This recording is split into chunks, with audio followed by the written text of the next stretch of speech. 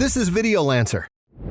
I recently released an update for my seamless transitions packages, and in this video, I'll show you what new has been added.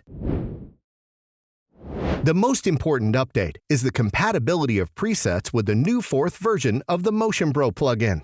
In fact, this is an entirely new version of the plugin, made from scratch.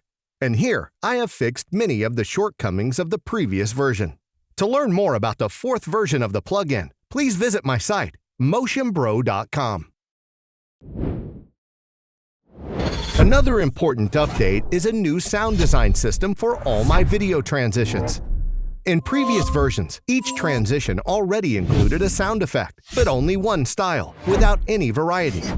Now the Motion Bro Sound Effects Pack is available for you. This is a free sound pack with over 50 sound styles.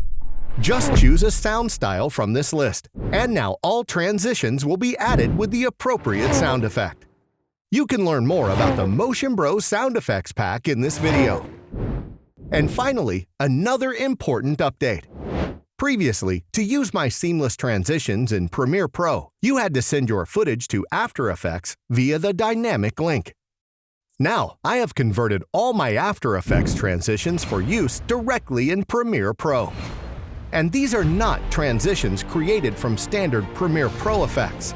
Now, this is a full-fledged clone with the same quality and with the same controllers as in After Effects.